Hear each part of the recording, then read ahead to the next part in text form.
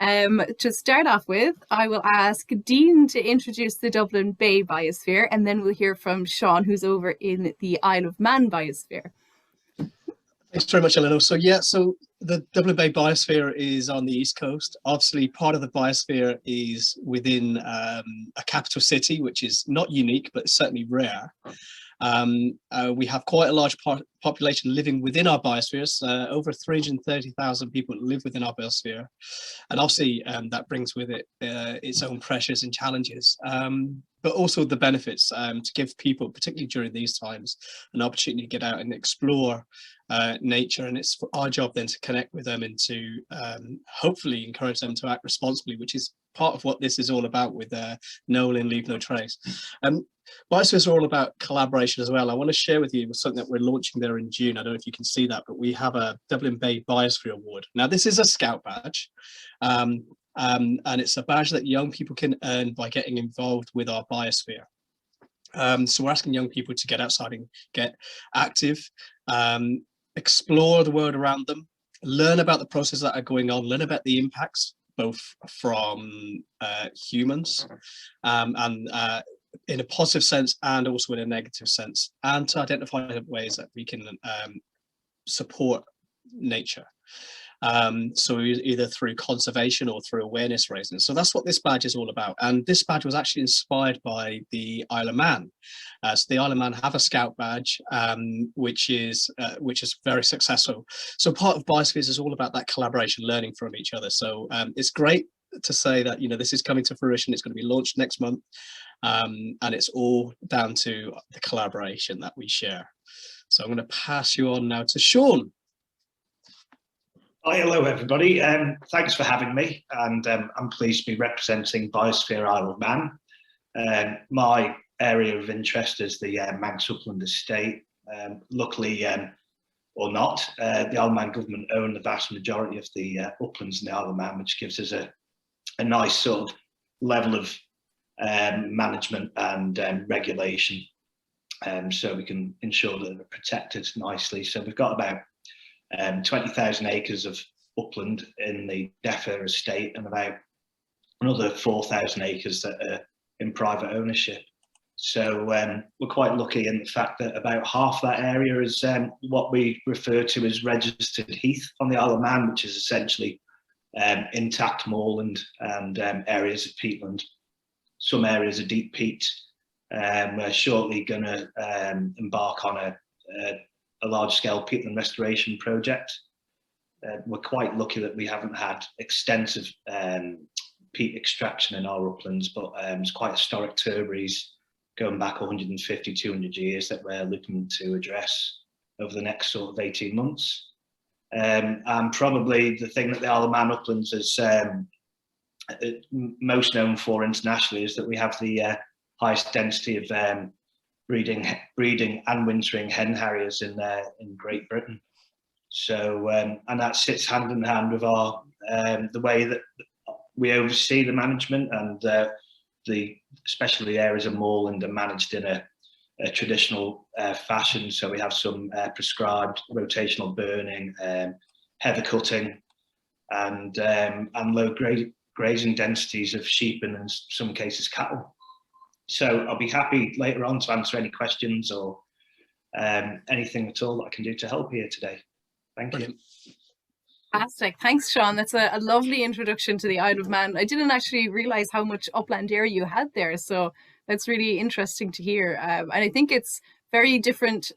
In Kerry, most of our land is actually privately owned in the uplands, not state-owned. And so there's an interesting comparison there as well between the two different types of ownership and how that impacts on land use and recreation. So I'm sure our two speakers and yourself later will definitely delve into that a little bit more. So before Noel gets started, I'm just going to share a quick presentation, and I'm going to run through a little bit about the Kerry Biosphere Reserve for you. Give you a quick introduction before you hear a lot more in depth from Trish about our upland areas. So the Kerry UNESCO Biosphere Reserve is managed in partnership with South Kerry Development Partnership, the National Parks and Wildlife Service, and Kerry County Council. So it's a interesting new partnership that came about to support this project. So what are biosphere reserves? Well, they're internationally recognized areas that are recognized for their biodiversity value, and they're actively managed to promote a balanced relationship between people and nature. So we like to say they're areas where nature and culture connect. So while we have some areas within the biosphere that are strictly for nature conservation, and those areas are designated under legislation, the purpose of a biosphere reserve is to look more at the interaction between people and place, and to see how we can develop that in a more sustainable or environmentally sustainable way. Excuse me, the designation comes from the United Nations Educational, Scientific and Cultural Organization, that we call UNESCO for short. So if you hear that again, you'll know exactly what it means. The program was launched back in 1971. I think our two Irish biospheres are from an earlier round of biospheres in the early 1980s. So they've been designated for quite some time in Ireland. And the global network has 714 in total across 129 countries. So the goals of biosphere reserves are conservation, development, and learning. So again, there's areas that are strictly for nature conservation, but we're also looking at sustainable development. How can business operate within these areas without taking an ecological or environmental toll on the landscape or the ecosystems that exist there? And a lot of what we do is about learning and education as well, which is what inspired these webinars, to try and share some of the stuff that we have within our biospheres with our closest neighbours, and to learn about the practices that they have in place as well. So we're extra delighted today to have Sean with us to share his experiences in the Isle of Man. The biosphere reserves have 3 zones, and that helps to sort of separate out how actions happen within the biosphere reserve. So as I mentioned, there are areas that are specifically designated for nature conservation. So in Kerry's example, this is our core area, which coincides with the area of Killarney National Park.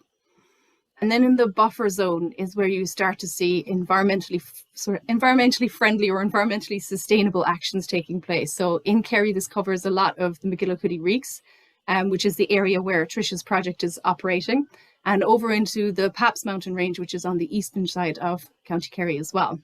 And then the transition area around that is where you start to see a lot of our towns and villages, and where a lot more human activity takes place.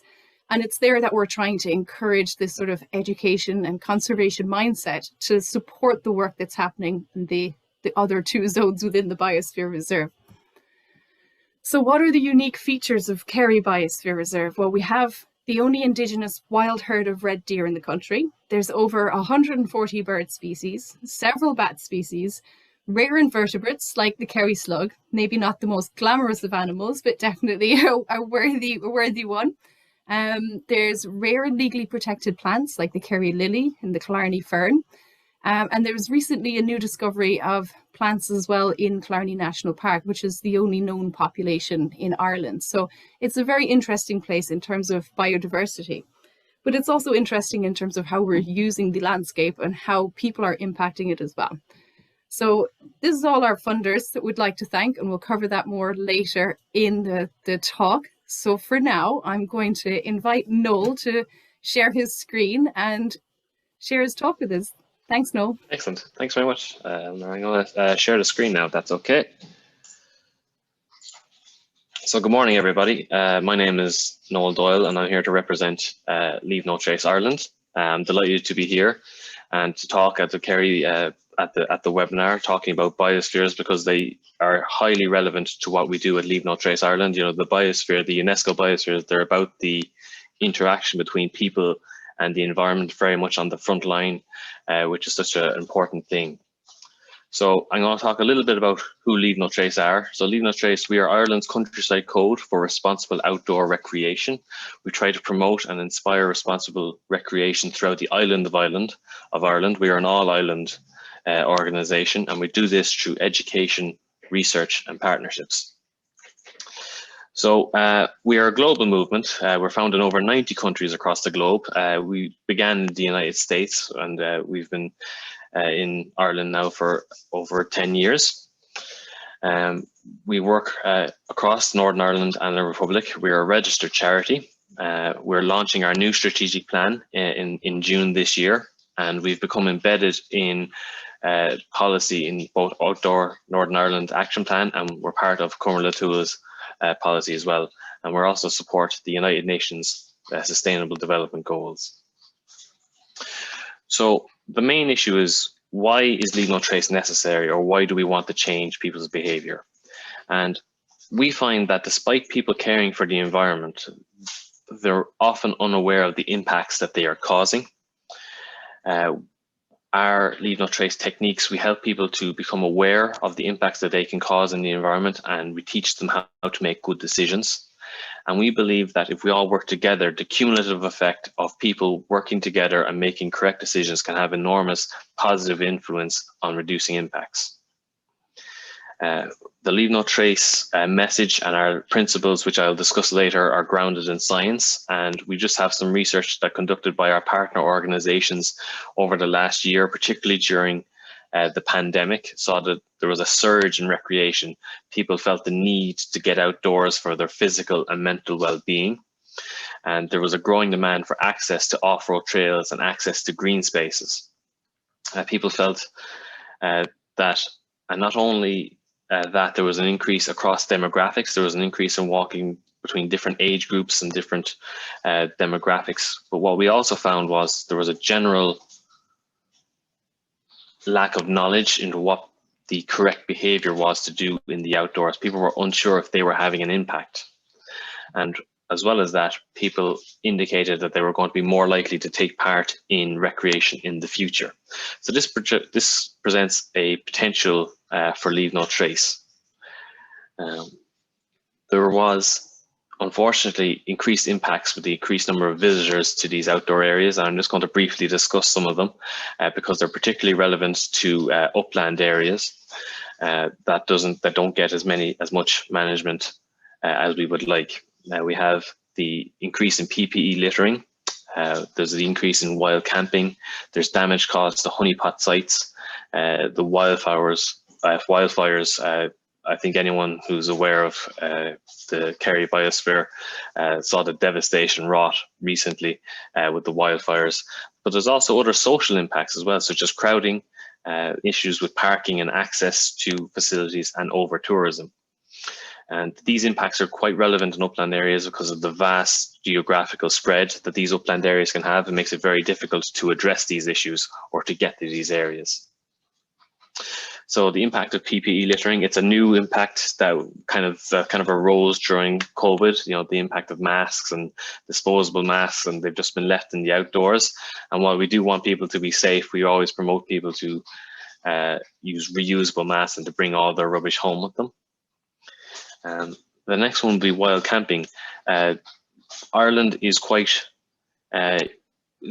different than other countries because access to outdoor recreation is entirely at the goodwill of the landowners. There is no public land in Ireland. Even state-owned property, we still give permission to access land, whereas in other countries, there is a right of way or a right of access that we don't really have in Ireland. So permission is always needed for camping. And what has happened with COVID is that people have gone camping for the first time. They are unaware of their actions. They're unaware of the permissions that they need to get, and they're unaware of the impacts that they're causing, and they can be quite devastating to the environment. Overcrowding is becoming a large issue. People need to get outdoors. I perfectly understand that, but people gathering in large spaces can actually increase the amount of impacts that they're causing. Further impacts is the tour buses. If anyone's been on Kerry, Kerry can get quite fun to drive around in the summer months, but also visits to areas that are highly tourist destinations, such as the Cliffs of Moher, can become quite dangerous, and it can really affect the experience of people, as well as increasing of the social conflict between different recreational groups. Finally, because people are going to the outdoors, many who haven't developed the skills necessary to plan ahead and prepare for eventualities, there's been an increase in people being called out for mountain rescue. And these can be very serious impacts, and you need to look at the causative chain of events which can lead to accidents. And we try to encourage people to plan ahead and prepare for every eventuality. And with increased footfall in areas, there can be lead to soil erosion, particularly in different types of soils. with increase in water logging, and can actually be quite devastating to the both the visual surroundings as well as the quality of the area.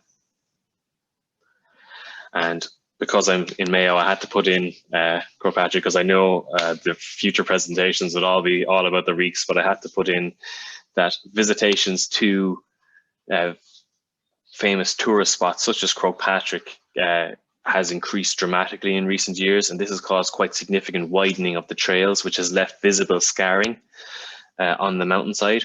And what this does is, number one, it affects the aesthetics of the area, but number two, it also raises significant issues with the safety and the experience of people visiting these sites. So this was a hypothetical relationship between produced by Hammett and Cole that says with increased use, there is a direct level of increased recreational impact. And this is where Leave No Trace comes in, because Leave No Trace believes, and all the research that we have found believes, that the vast majority of impacts caused in the outdoors are caused by unaware, unskilled, or careless actions. So we believe that by increasing the awareness of people and showing them that they do have an impact, but there's something that they can do about it, and teaching them how to behave responsibly, we can limit the impacts associated with recreational use in the countryside. So our goal is to provide a nationwide outdoor ethic for all. And we primarily do this through the promotion of our 7 principles, as well as our training courses. So the very first course that we do is our awareness course. It is a 1-day training course where we introduce the Leave No Trace principles and the ethics of responsible outdoor recreation to a group. After that, we have our trainer course, which is taking place over 2 days with an overnight camp, where we go further into the development of their skills and ethics and show people how to teach Leave No Trace to others.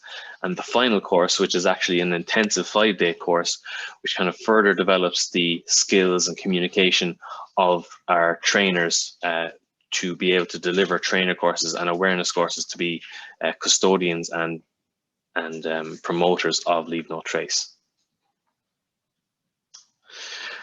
So what does Leave No Trace do? You know, we're a national membership program. Our aim is to educate on environmental standards. We use evidence-based research. My research, which was a PhD, was done in partnership with MTU in Kerry, looking into changing the attitudes and behaviours of recreationists from a behavioural context. But we also run schools educational programs through our primary schools, where we teach people from to be mindful of their impacts on the environment, and showing kids what they can actually do to be custodians of the outdoor areas. We also do corporate volunteering projects where we work with organizations who want to be more involved and to get involved with volunteering, as well as to get involved with their local community and increase the engagement between the organization and their local community. And we also work with local communities, such as the Tidy Towns or other local communities on projects that they want to promote responsible recreation. So we have a large number of reach. We have 750 trainers. We have a large number of members. We have core members, and we do a lot of volunteering and working with local authorities. And the main goal of how Leave No Trace reaches people, and you'll see this through the other presentations as well, is the impact of collaboration. We like to work with people. We work with organizations, state bodies, educational groups, in order to achieve similar goals. One example of this would be the work that we did with Sport Northern Ireland, where during the pandemic, people were going to the outdoors for the first time, and they were not 100% sure of the best means of doing so. So we created a checklist using our 7 principles to show people how to prepare for a COVID-safe outdoor adventure. We've also created checklists for specific activities, such as boating and water sports, as well as hiking. And these are all available on our website as well, so anyone can come and download and use the resources. For free. So we have a selection of activity guides, going to the outdoors. If you need information on access, if you're planning an outdoor event, what do you need to know? Certain tips and tricks on to be responsible in the outdoors. We also did a very large public awareness campaign. I don't know if anyone remember the Love This Place, Leave No Trace campaign, which was held last August, which involved all of our core members, in which we promoted the idea to really appreciate that this was our country. You know, we need to love it. We need to appreciate the resource that we have and how to protect it. We're actually running the campaign, building on the campaign again, and in the next month, we're going to be launching a Love This Place, Leave No Trace campaign again, but this time going further into explaining how we can protect the environment through different actions. And as well as that, we collaborate with different recreational groups. There's the Outdoors for Everyone, which was run by Sport Ireland, kind of showing people how to respect the environment and love this place, leave no trace. And finally, I'm just going to discuss the 7 principles of leave no trace. You know, all of our principles, which are rooted in science, you know, there's a lot of data backing up the 7 principles. 7 principles are quite simple, but they are common sense and they are applicable to a wide variety of environments. So the very first one is know before you go. You know, you need to look realistically at your capacity of local facilities. Can this area, will the MacGillycuddy Reeks be too crowded for me to attempt to climb it today? Do I understand the weather and terrain? Weather in Ireland is very changeable. We are now in May and people are still wearing jumpers. You know, so you need to always be careful of understanding, do you have the skills and equipment in order to do these climbs? They respect farm animals and wildlife. As we said before, the vast majority of outdoor recreation takes place on private land, and these land can be private and working farms. So we need to be sure to not disturb the workings of the farmer, because the relationship between recreationists and landowners has become under strain in recent years and months, particularly when it comes to dogs on working farms and the impact that it can have on breeding sheep. The next kind of principle is to travel and camp on durable surfaces, to encourage people to stick to established trails and not to increase trail widening. We saw earlier with the scarring on Crowpatrick, that is because people are walking beside the trail to get by others, and that again goes into it's becoming overcrowded, so people are taking the most direct route to get around the issue. And the idea that good campsites are found, they're not made. You know, you always look and use the skills that we can help you develop to find appropriate campsites if you are camping and if you do have permission. Leave what you find, to take photos, not souvenirs, also to wash your boots to avoid transporting of non-native species. There's many different ways in which we can transfer and increase the rate of invasive species in the area. So we always promote people to leave whatever you have at the location, like the seeds, wash your boots and whatever, as well as avoid building structures. I know people have different attitudes towards the building of stone cairns on the side of a mountain. Some people like it, some people don't. But we always try to advocate to just avoid building things like that and leave nature as you would for the next person. We have dispose of waste properly, which is a plan ahead, avoid the overloading of rubbish. Many outdoor recreational areas and nature reserves do not use bins, particularly in upland areas, because of the issues with maintenance, emptying the bin, the issues of vandalism. The large geographical area makes it nearly impossible to regularly go out and empty the bins. It also becomes a nexus for illegal dumping. So the leave no trace principle, and which is supported by many of our national parks, is to plan ahead, avoid the overload of rubbish. If you're bringing rubbish to an area, pack it up and bring it home with you, because at your home you have the correct facilities to recycle all of the waste. And I do hope that one day I'll be able to have a presentation where I don't need to talk about human waste, but we're going to do it again here. And we try to teach people the responsible ways in which to dispose of human waste, either the digging of cat holes or the using of flat surfaces of rocks. I won't go into it too much, but there is tips and tricks in which we can teach people to dispose of human waste properly and responsibly, because again, this attracts scavengers and it affects the biodiversity and it affects the ecology of an area. And here's some examples of leave no trace in action. We have the rule of thumb here being shown by our one of our trainers, Porrick here, where people are sticking out their thumb and deciding whether or not they are going to be. This is a tool, very quick tool to be used to see if you're too close to an animal and maybe you might need to back up and give it some space.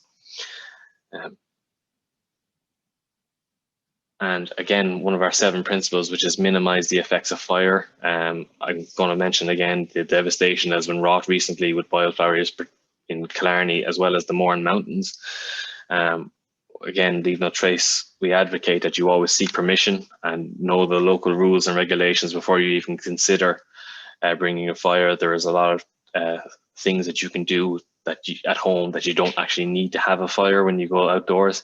But if you have permission, and if it is suitable and it's not a red weather warning, we have tips and tricks and skills that you can build fire mounds in order to reduce your impact on the environment and to leave no trace. Because when you create a fire ring, you are killing all the microbial and life underneath the fire ring, which can then take decades to recover.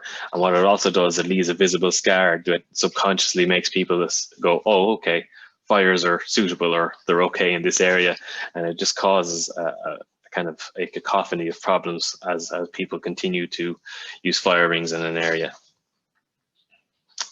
So there is ways of doing responsible fires once you have permission and once you have the correct suitable terrain and environment and weather conditions for a fire. There are ways of doing a fire responsibly, and Leave No Trace has resources to teach people how to do that. Again, we're going to talk about we also teach people about the decomposition of different levels of litter, what breaks down quickly, like an aluminum can take 500 years to break down. In alpine environments, you're also dealing with different levels of decomposition, whereas apple cores, banana peels, they can take months or even years to break down depending on the environment. So it can really affect the aesthetic. So we create very simple rules of thumb, ways to avoid impacting or disturbing local wildlife. These are all available on our website. And if you need to get in touch with us, we're more than willing to work with you. We do work with a lot of local community groups where you can help on developing the wording around messaging. So leave nothing but your footprints on the beach. Ways of promoting responsible recreation that is not authoritative. We don't really promote the idea of do this or we're going to fine you 500 euros or you're going to go to prison. We try to explain why a correct behavior is necessary, and we then teach people how to behave responsibly in a way that isn't difficult to do. And we believe that if you show a behavior that isn't difficult to do, we get a greater uptake in it. So again, we work on developing signs with people and working on their ecological impact and how we can actually help. And we've worked with different community groups, national parks, as well as just local town parks on developing signs to try and explain the why. Because if you can explain the why, you can work with their head, then you can get into their heart, and then we have the skills to teach them to behave responsibly. So we all believe that there is a scale of outdoor responsible recreation between few impacts and significant impacts.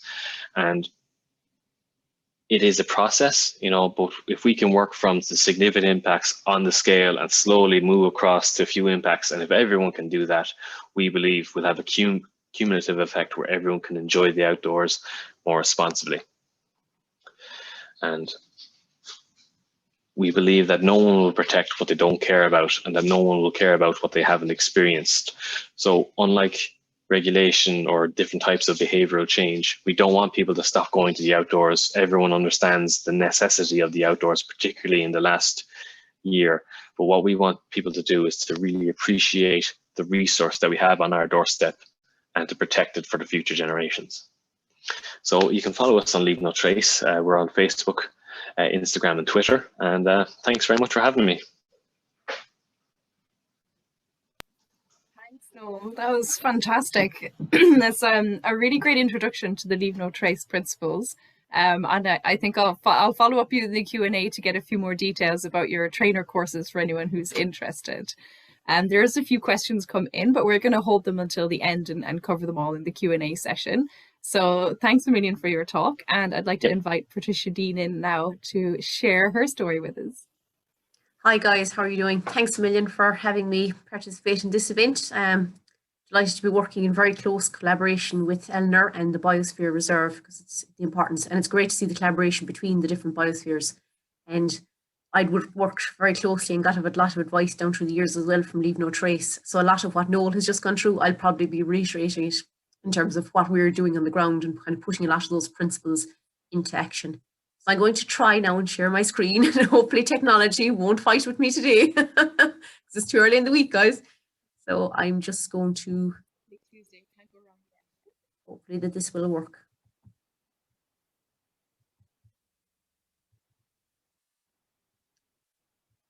Okay. Can you all see that? Yeah, perfect. Okay, guys, so my name is Trisha Dean. I work for the same company that Eleanor works for. I work for South Kerry Development Partnership. We're a local development company. So that means we're like a non-for-profit organisation. Basically, we get a lot of government funding, and that's what funds a lot of the work that we do. So I'm currently working on a agri-environmental scheme. It's called European Innovation Partnership Project. So a big mouthful there, EIP for short. So what we're working on here is in the MacGillycuddy Reeks, developing innovative actions for high nature value farming in the MacGillycuddy Reeks. Okay. So there you go, guys. Whoa, everyone's saying that's not Ireland. Oh, yes, it is, guys. That is the MacGillycuddy Reeks.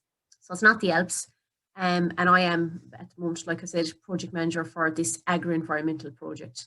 So I'll talk a little bit about what we're doing in the project, what the project objectives are, and there'll be a lot of, I think, things to discuss. So there's just our logo there in the top corner that was designed actually in collaboration with our project ecologist.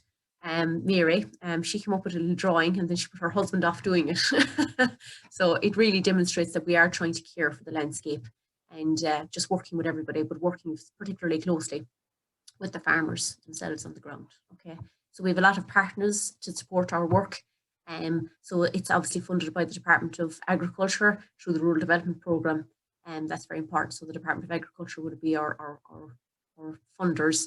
We also work with the MacGillycuddy Reeks Mountain Access Forum. So that's something that I would be involved with through South Kerry Development Partnership, and really is that collaboration, working with the landowners, the community groups, the local authority, the National Parks and Wildlife Service, loads of different bodies, stakeholders that have an interest in protecting the MacGillycuddy Reeks. So we'll talk about that, recreational users as well as part of that, and obviously the landowners themselves. Munster Technological University are on our operational group as well for this agri-environmental project, because they're doing great research on an ongoing basis there inside in the college. And obviously we try to facilitate students as well in their learning in upland areas. The National Park and Wildlife Service, and I'll talk a bit more about this, but I suppose as we know here in Kerry, there's a lot of upland areas, and the majority of the upland areas are designated as special areas of conservation. And I'll talk more about that. So a lot of the biosphere, obviously, then as well, is coming under the remit of the National Parks and Wildlife Service. We have a local farm advisor, because obviously we're working with farmers, and everything that we're coming up with really has to work for farmers on the ground. Tagish on our operation group, and so the local authority. And again, the local authority are there for around issues to do with planning and planning permission. And obviously they would have a lot of overarching plans as well for this area. So that gives you a little quick synopsis of what it is all about. Okay. So what are EIP projects, guys? Because we're only one of 23 that are operational up and down the country. So I've mentioned already, they're locally led schemes, European Innovation Partnership. So it's about working together, operational groups on the ground, dealing with issues on the ground. And like I mentioned already, it's funded through the RDP programme. So there's a little summary of the projects in operation around Ireland. And there's big scale projects like the Hen Harrier project, and I was delighted to hear Sean talking about the hen harrier population in the Isle of Man. So the guys there in the hen harrier project have quite a big budget. They've got 10 million for a 5-year project. Sorry, 25 million for a 5-year project. There's the Pearl Mussel project, for a 10 million project for a 10 million euro worth project for 5 years. We got less than $1 million. We were operational for 4 years, so we're into our last 12 months. But it's well worth checking them out, guys, on the National Rural Network and finding out more, because there's great work being done on the ground. And there's a number of upland projects as well, quite similar to our own, but maybe approaching things a little bit differently. Okay, So we work kind of across the board, and what we're trying to do is inform the next round of the Common Agricultural Policy. So we can really look at what needs to be done, what needs to be changed, and what will inform policy going forward. Okay. So what are the objectives of our project? Well, we did set out with a huge aim to try and improve the sustainability and the economic viability of farming in the MacGillycuddy Reeks. So we weren't going to start with a very easy aim at all. We said we'd, just try and, do it all in 4 years, no less. But we're hoping this maybe will be the first phase of our work. But it's all about developing practical, achievable actions and innovative solutions, because everything we're doing has to be new, it has to be creative, and it has not to be tried before. And it's all about improving the condition of the habitats in this Natura 2000 area, okay? But it all has to be done in close conjunction with the landowners and the farmers in the area. So that's something that's going to shock a lot of people, I'd say, that are joining us here today, to find out that the MacGillycuddy Reeks are actually privately owned. Now, a lot of people say, oh, they don't own the mountain. No, guys, they actually do own the mountains. The mountains would be predominantly in commonages, but that's just shared between a number of landowners, and there'd be turbary rights and there'd be grazing rights, but they're still owned, so they're not in public ownership. So that's why we have to work in conjunction with the landowners, because they are the stewards of the landscape. Okay. So what about the MacGillycuddy Reeks? Think back to that first photograph. So it's you wouldn't have to be a genius to figure out here what the challenges are. The terrain, climate, west coast of Ireland, guys. I often envy my colleagues over in the east coast of Ireland. They have half the rainfall. You think one day in Kerry it's beautiful. You look out the front window, it's gorgeous. You look out the back window and it's pouring. So that's, unfortunately, it's having an impact on us. Succession issues. There's very few young farmers getting involved in farming in upland areas, and that's for a number of reasons. The work is desperately hard. It's economically unviable. It's very hard to make a living just from farming. Majority of our farmers would have off-farm employment as well, and that's having an impact on the ground. And obviously then there's rising pressures, because MacGillycuddy Reeks we have a lot of the high peaks in Ireland, but Carrauntoogle being the highest peak in Ireland, attracts a lot of recreational use, not just from Irish people, but from visitors all over the world. Okay, so just to really back up what I've just said for any non-believers amongst us, there are some more pictures of what we're dealing with.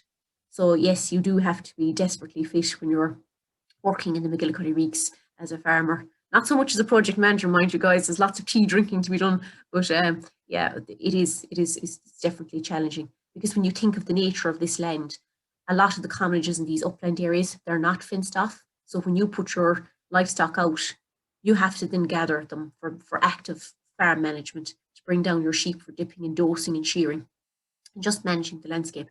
That is very difficult, because you'll always have the few sheep that will go where they're not supposed to go. Okay, so we'll talk a little bit more about that. And I know Eleanor has done a small little video with one of our participants on the agri-environmental project as well, and we'll hear from him what it's like farming in these upland areas. Okay, so that's a little bit about it. And I suppose a lot of what we're doing as well, and this will probably be reiterated by everybody, outreach and creating a positive outreach program, telling people what it's like to farm in these lands, why it's important that we need to continue supporting the farmers to manage these areas, raising awareness of the designation, the special area conservation, and why the Reeks are protected under European legislation, the protected habitats and species. And of course, we don't want to have any further habitat damage, but it's happening. But I'm going to go a bit through what we're doing to prevent that. So we're doing a little bit of a system called a landowner ranger system and trail maintenance works. So I'll show you some examples of that. So that gives you a typical outing. That's a group there that would be out walking on the MacGillycuddy Reeks. And that picture is not taken by drone, guys. That is actually real life footage from one of the peaks itself. Okay, so that's not drone footage, that's real footage. And that's on a very rare day where it was a beautiful old day. I hope I'm not putting you off visiting Kerry now by talking about the bad weather, but it's been particularly bad for the last couple of weeks. Okay, guys. So our project area then, for anyone who doesn't really get photos and prefers a good old map, well, this is our project boundary area. So obviously we couldn't take in the entire area because we were only a 4-year project and it was again a pilot. So this is the area. So it's about 10,000 hectares, and the majority of this would be designated as special area conservation. So it's adjacent to Clarny National Park and the Carrow River catchment. Okay, so it's quite a significant chunk of land. But we know that these upland areas do need to be managed and maintained. And why? Well, we're maintaining these vibrant upland farming is really important, not just for the socioeconomic dividends, but in respect of conservation and biodiversity. So there's a very good report there. It was done by Brendan O'Keefe and Caroline Crowley in 2019. So I'd ask anyone who wants to find out a little bit more, maybe to have a quick look at that, because that was a profile of all of the upland areas across the island of Ireland, including Northern Ireland. So that's a great report for anyone who wants to find out a little bit more about these areas. Okay. I hope I'm not going too fast, Eleanor. So what is it like, guys, farming life in the uplands? Well, I mentioned the special areas of conservation. So for anybody that doesn't know, there are two important pieces of European legislation. One was the Birds Directive for special protection areas, and then there was the Habitats Directive. Okay, so the Birds Directive came first back in 1979, and that was looking at protecting rare, threatened and migrating birds across Europe. And then the Habitats Directive came, and it did not come in 199. I don't know how that happened. It came sometime in 1995. I might be wrong in that. I think around then. And that was the aim, to protect the rare and threatened birds and species and habitats. And Eleanor covered a few of those already. The famous Kerry slug would be, I suppose, what would be famed for. So I suppose, guys, why is this in with farming in the uplands? Everything that farmers do in the upland areas is affected because of the designation that's on the land. So a big part of our work is bringing the farmers out and explaining to them what's permittable, what's not permittable, what habitats and species are expected to be there. And Eleanor joined us for some of this training last year. And we showed the farmers how we used our scorecard, our upland peatland scorecard, to actually assess the land, assess the conditions. So you can find out more about that on our website, and I'll talk a bit about that later.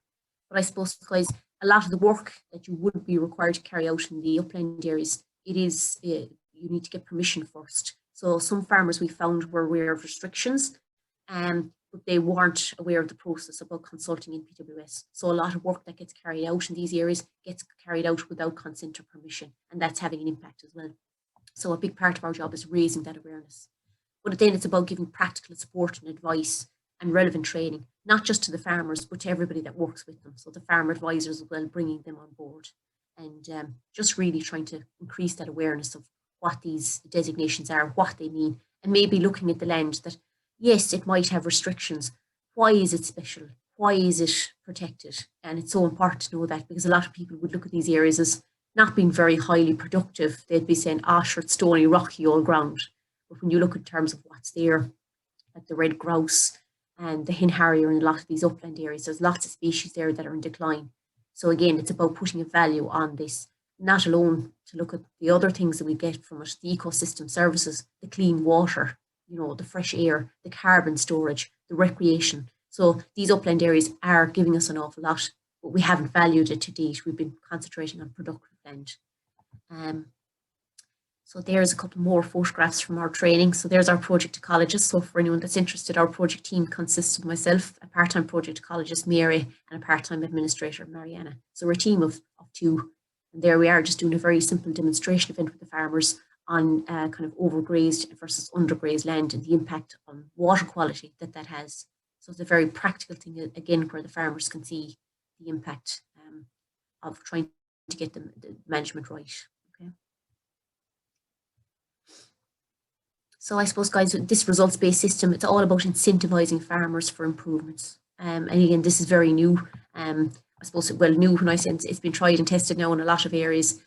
So the Burn project is probably a project that people would be familiar with, where they would look at incentivizing farmers for improvements.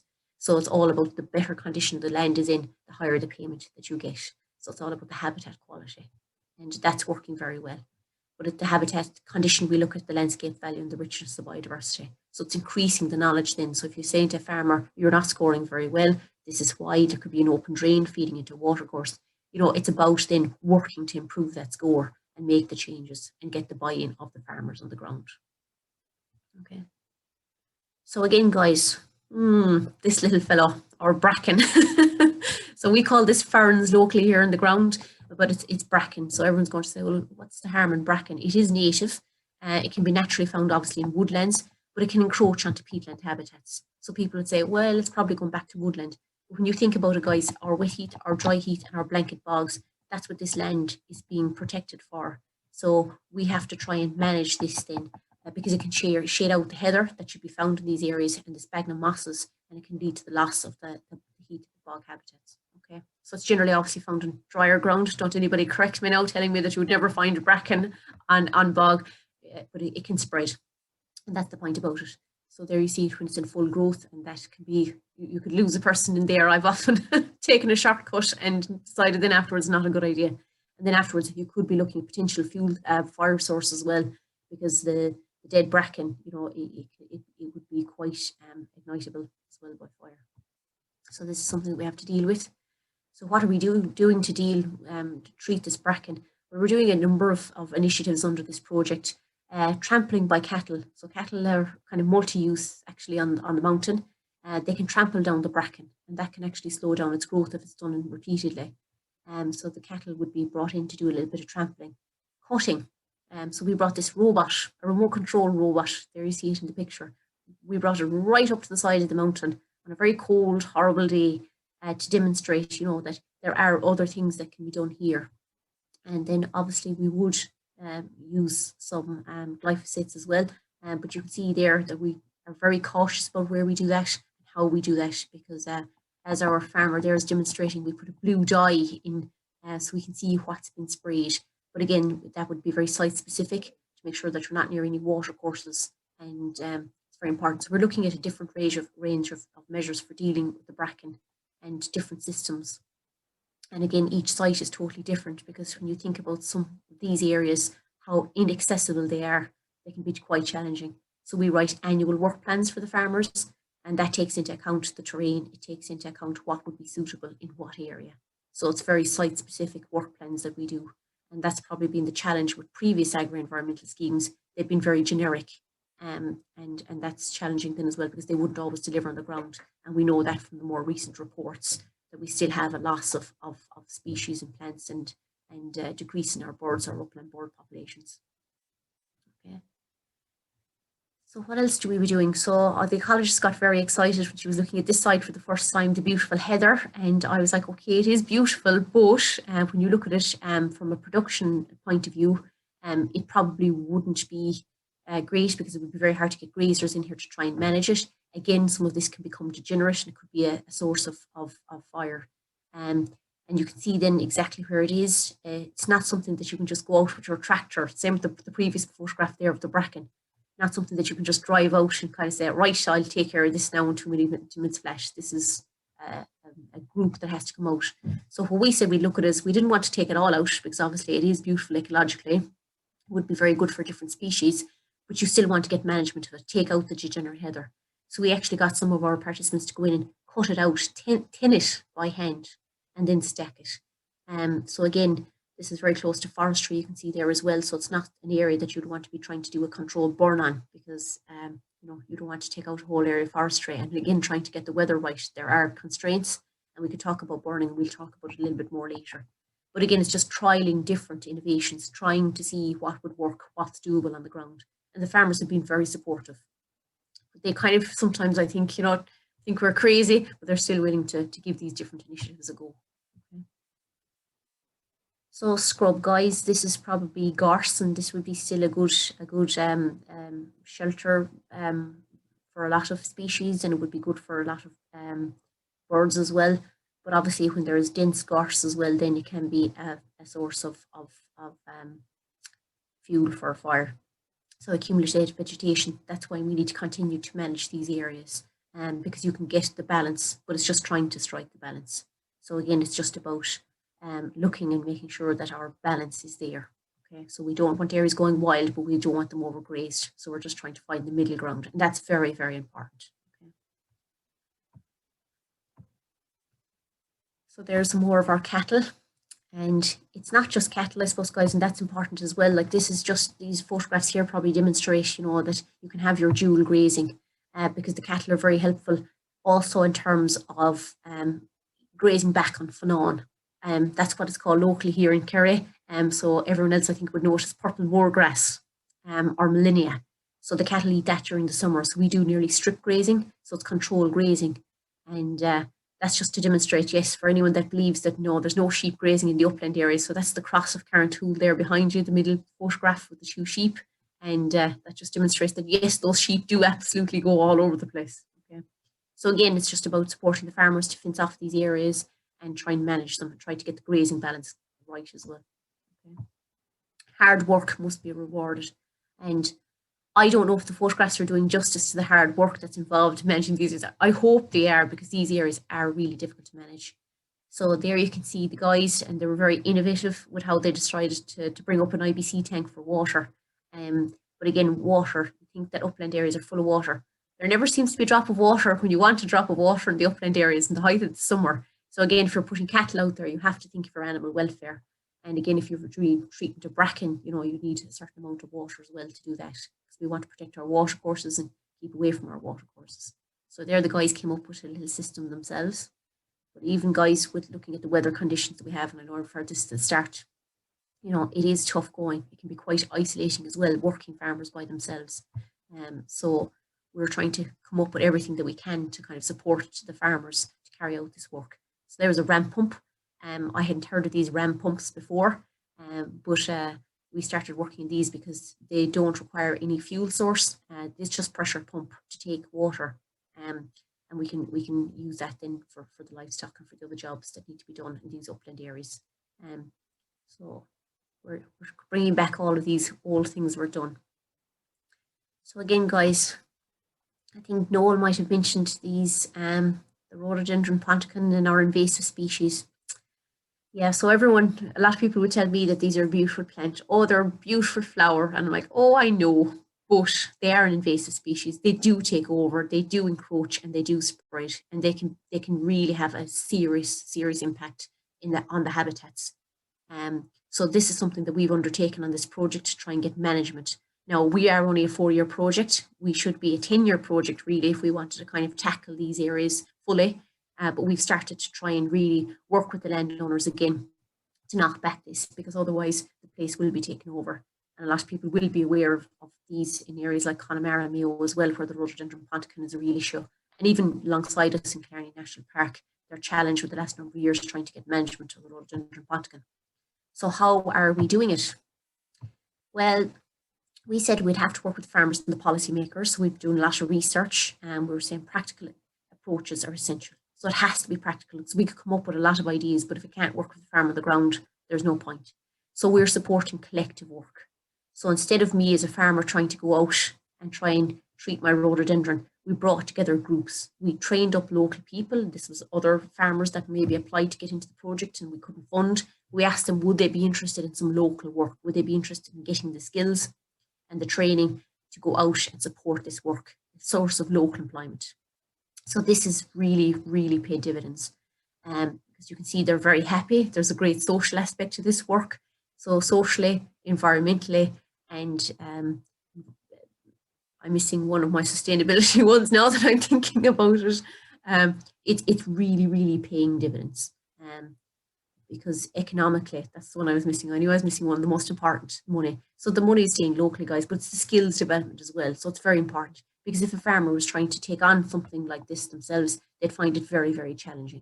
But the collective group is there, and they're like a little group of local contractors, and they can come in and carry out the work with the farmer. And again, like I said, the last 12 months, you know, social isolation, COVID, farming by yourself, it's isolating, it's challenging. And this works really well. So as they'd say themselves, there's great crack. Okay, so they're getting through the rhododendron very successfully, thank God. So what do we do then afterwards, guys? Because Noel referred to this as well, and we talked about burning, talked about minimising the impact of burning. And this is a big challenge for us as well. When you're looking at areas of extensive rhododendron, you could leave rhododendron brash, but then if you've missed any rhododendron, you could get new growth coming up through it. It would be very difficult to manage afterwards. Again, leaving it there probably wouldn't be an option, because it could be a fuel source for fire. So what we devised is this little burning frame, corrugated sheets put on a very lightweight frame that can be moved around the site, and you're protecting the ground layer as well. So that very important moss layer, which is really good in these habitats, because this is a special area conservation, we're not impacting on that ground layer at all. Okay. So again, I think it was a case of nodding the head going, here's another wacky idea by the project team. But now the farmers see it working, and it's working very well.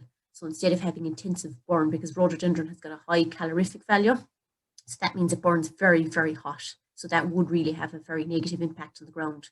So again, this is just another innovative solution, and that's what it's all about, something practical, something that can work. And because the frame is lightweight, it can be moved around to various sites, so we can do this across multiple areas. Okay. So a big part of it, guys, and I said this already and I'll say it 1,000 times again, training is so important, and it's training for everybody. So we do a series of talks with the farmers. We talk to them about controlled burning, you know, stop, think about, does burning need to be carried out? Why do you think it needs to be carried out? How to do it if you're going to do it. Pesticide awareness training. So all of our participants were trained up on this. This is very, very important as well, guys, because it's not just looking at the health implications of using these, it's also looking at the environmental constraints. So it's raising awareness again. And then the farmers talking amongst themselves as well, workshops, because it's all well and good to be listening to project manager and ecologist, but it's way better when they talk to themselves and discuss things. What worked, what didn't work, and how can we improve it? So that's very important. The knowledge transfer, as it's being called at the moment. Okay. So guys, Noel talked about this as well, the impact, because he knew there was plenty of photographs coming of the MacGillycuddy Reeks in terms of erosion. So a number of years ago, we had a path audit carried out, and this is what we were looking at. So you can see there on the first photograph, the main track coming down, lots of water, lots of big rock, and then you can see left and right of it where people didn't want to walk on the really big rocks, uncomfortable underfoot. So they were walking left and right, and they were walking on the vegetation, and that's what Noel referred to as path migration. And then you can see the other area there, high rainfall. Yeah, not a river, guys. It's actually the track itself. So we had to set about seeing, well, how will we address this? How do you encourage people to walk on the ground? You have to have it solid underfoot. It has to be comfortable. Generally, when people come off Carrantoul, they'll go up okay, but coming back down, the legs are very tired and very sore. And you'll feel the tiniest pebble through the boot. So this is just actually to give you a bit of context. The Heggs Glen leading to Carrantoul, the main track going in, even though there's a number of ways you can climb it, and then also Moilish. So some people will be familiar with Cronin's Yard. So this is what we looked at back in 2015 when we had that path audit carried out.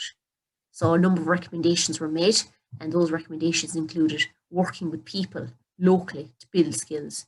So I think this is the same photograph, Noel, that I robbed. So I said I wouldn't be, we're all working on the same catalogue of photographs. And again, that's Croagh Patrick there, and you can see the scar. So that's Errigal actually is the first one, Croagh Patrick there in the middle, and that's Lugnan in Wicklow there. So you can see the walking stick there in the middle of the last one, just to give you an idea of the path spread. Because again, people do want to walk off track, and generally they're walking off the track because they just want to walk on more solid ground, and it's more comfortable to walk on vegetation as to walk on the rock and stone. So it's not just an issue that is in the MacGillycuddy Reeks, it's an issue that's kind of, you know, we're seeing it all in all upland areas across the country. And they are undertaking works now in Croagh Patrick as well to try and address some of that path migration. But guys, what we've discovered, and we discovered very quickly, landscapes aren't all the same, so the solutions must be tailored to the challenges of the area. Okay, so that's really important. So there's the first photograph that I showed you. So there is the after photograph when works were completed. Okay, so that's still probably a better photograph. I must update that now so I can get a nicer, greener picture with the vegetation coming in around it. So again, now people have a better track, better quality surface to walk on. And that gives you an idea then the work that was done by hand. So we spent a lot of time training up, and we trained up 5, and they're only 5 qualified in Ireland now with a qualification in upland path work. So that's called path revetment, what you can see there along the side, just to support the track, keep the water off the track. And that's very important to these upland areas, water management. And again, this is another access point at Lishlaban, the Hydro Road. So you can see there are a lot of people heading up to the stile or coming back down from the stile again. A lot of people would actually fall here because it would be so, legs are tired after coming down off the mountain. If 5 hours walking, you'd be feeling it all right. So there then it was during work, and then after the work was completed. So again, it's just giving people a good solid, and it has to look right, it has to blend in with the environment, and that's very important as well. But training, I suppose, guys, I'll talk about it forever, but you know, you can't assume that somebody knows how to do something. Like myself and Eleanor, one day we're talking about it, and I said, Eleanor, go and make me a Victoria sponge cake. How do I do it, Trish? Nobody will innately know how to do these things. So that's why training is so important. And farmers are no different. But the willingness to do these things is very, very strong on the ground. So I think we need to support it going forward. And like I said, sites are different. You could have neighbouring sites, different constraints. So that's farming in the uplands. Noel mentioned this as well, and I hope the next photographs now is not too graphic, but that's what we are looking at. You know, it's all privately owned. We did come to the decision to say that, sorry, no dogs allowed. It's privately owned land. Please respect the wishes of the landowners. Do not bring your dog. Unfortunately, this is still happening. People are still bringing their dogs. So we do surveying work. This is one of the landowner ranger initiatives that we're doing under this agri-environmental project, under our EIP project. We carry out surveys. So we have landowner rangers at the main access points, and they do surveys with visitors. So they ask questions, do you know that the reeks are privately owned? So you can see there, 82% of people surveyed last year didn't know that the reeks were privately owned. Do you know that the reeks are protected under European legislation? So this is informing us as well about what the public know and what the public don't know, and then how we can go about addressing this to bridge those knowledge gaps.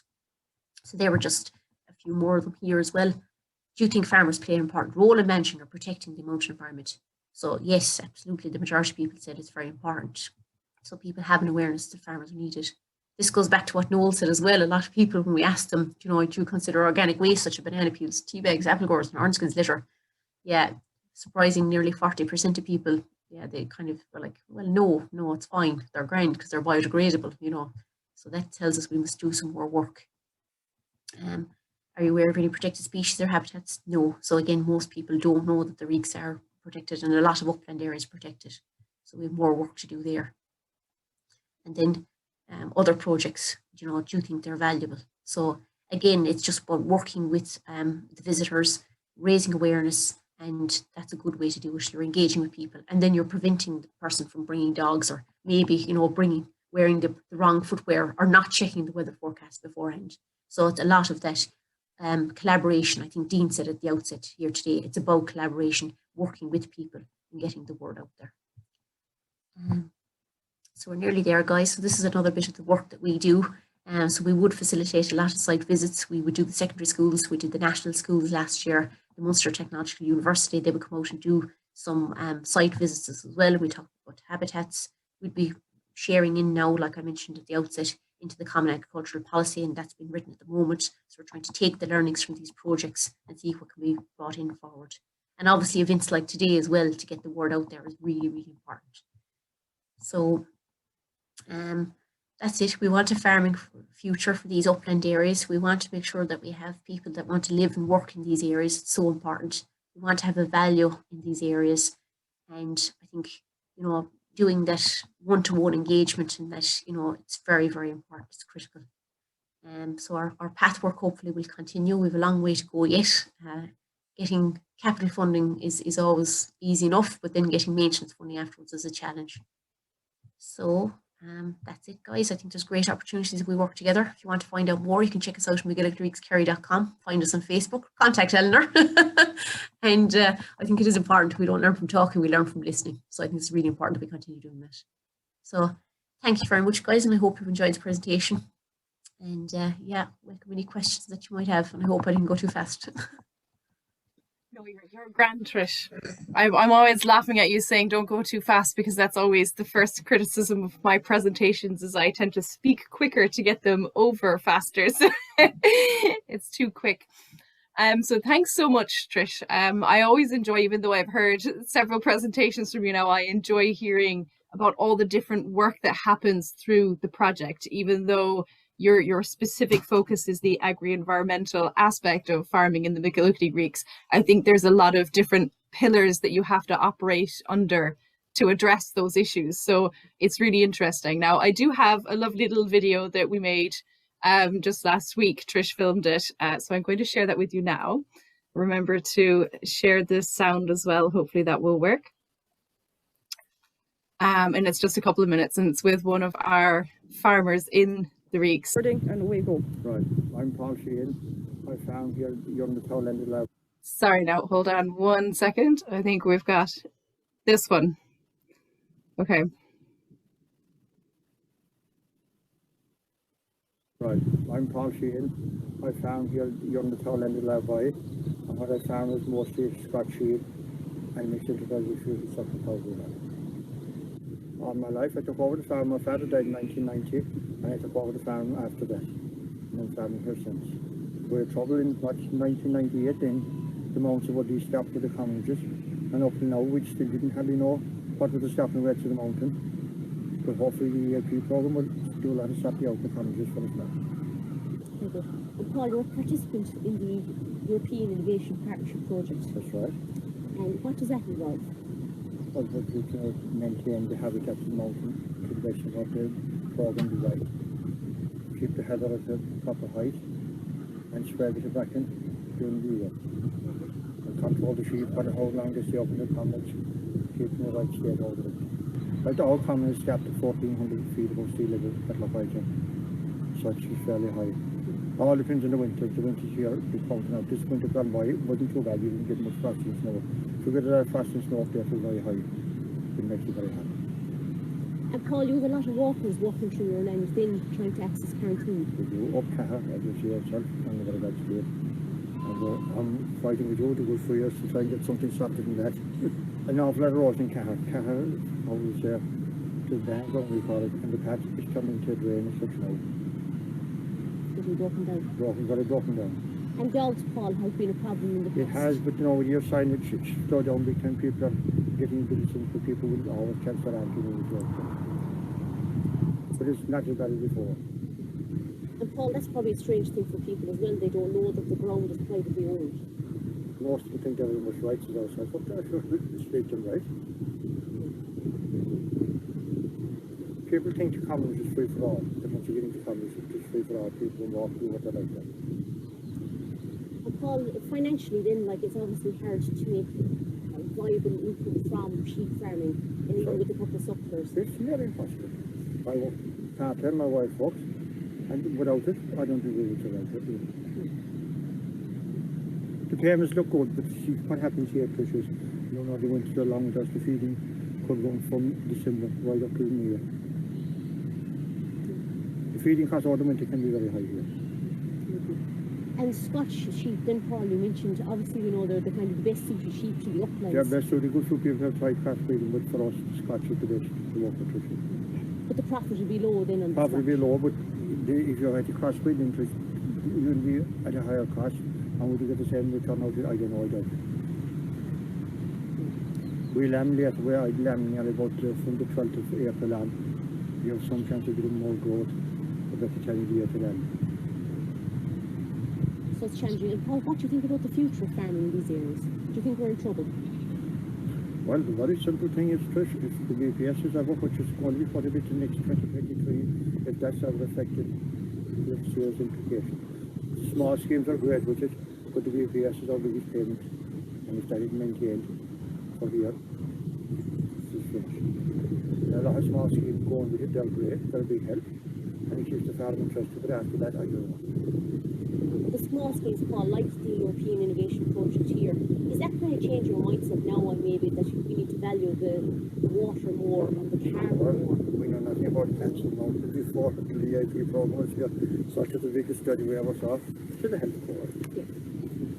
And do you think maybe the payment should go more in the line of protecting a lot of those plants and species and things like that, that if it was really I suppose it will be help. Well, you know, the control management of how long the sheep stay up there when they come off it, will be help. In fairness here, we wouldn't be overstocked in the mountains here. Which we never be opposite. It's just the right stocking, I would say. You would never need to say that yourself with your problem to get up here. So Paul's commonage is scoring at 100%. It's a beautiful commonage. It's a really, really exceptional ecological condition. No, it would be stocked very good, but not very high. Yeah. So it's just trying to manage the stocking and get the balance. Manage the stocking. They've changed a lot over the years. Earlier years there, we used to feed the light lamb, and when they were going to Spain and Italy, we used to send the lamb to the factory at December. They was getting from 10 kilos on that, and that changed. It went from the heavier lamb now to more pressure on. So she mostly feeds up to country by our lamb now.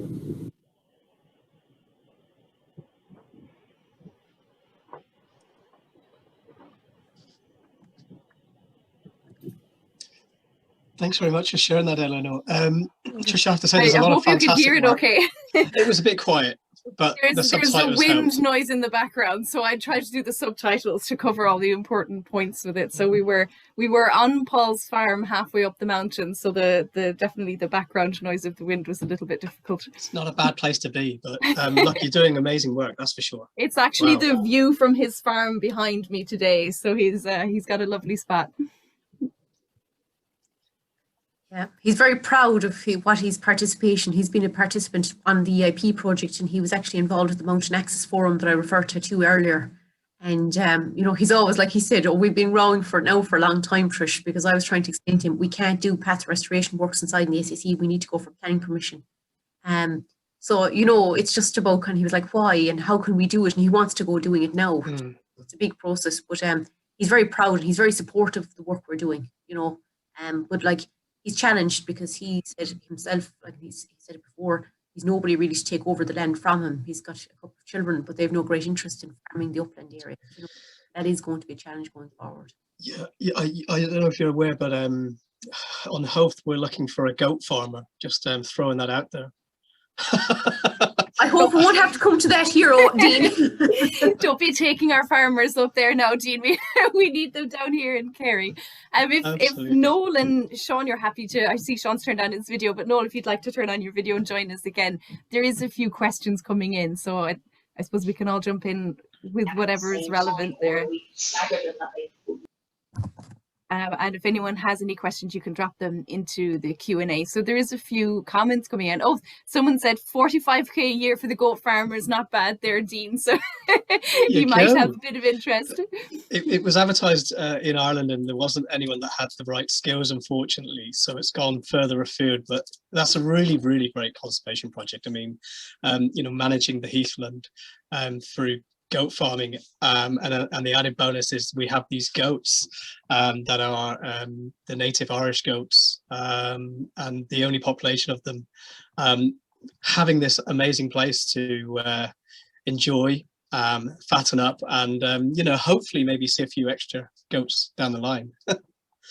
So it's worth checking out. It's worth checking out our newsfeed for more information on that.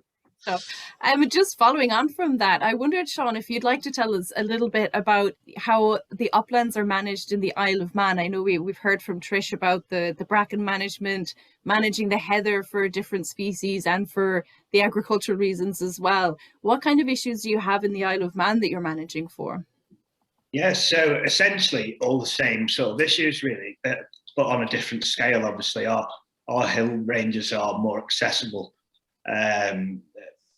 Saying that, there's an awful lot of places you can't get a vehicle to, so you do have to handball stuff or use specialist low ground pressure equipment.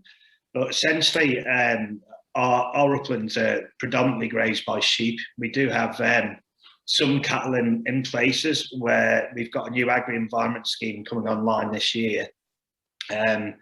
So the upland farmers, the way they're subsidised in the Isle of Man is we have 2 levels of area-based subsidy, and the land that we classify as above the mountain line, because the tenants and the owners in some cases, because they have access to quite large areas, their area payments are smaller than the more productive ground.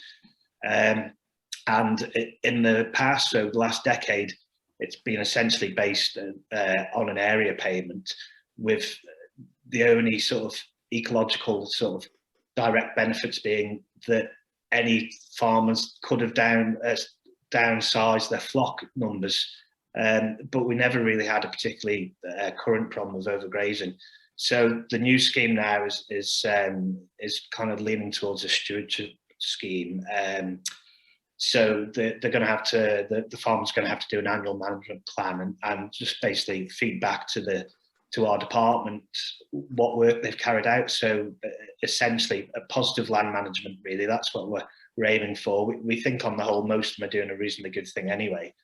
But we're just going to try and steer it a little bit better. But I think it wasn't really mentioned so much in Patricia's talk, but some of our issues aren't so much the actual upland areas themselves. Our areas of heathland are largely in good condition. It's we have an issue where we have a clean break between upland, so heather moorland or acid grassland, and then dry stone wall, and then we'll have improved grassland on the other side. So quite a lot of our issues are with this historic sort of hard line boundary. So species like curlews, the sort of brood rearing habitat they require, that's really fragmented, and we've had historic commercial forestry enterprise fragmenting habitats as well, which can impact on land management. So as Patricia said, it's the location of forestry makes traditional sort of prescribed burning more difficult.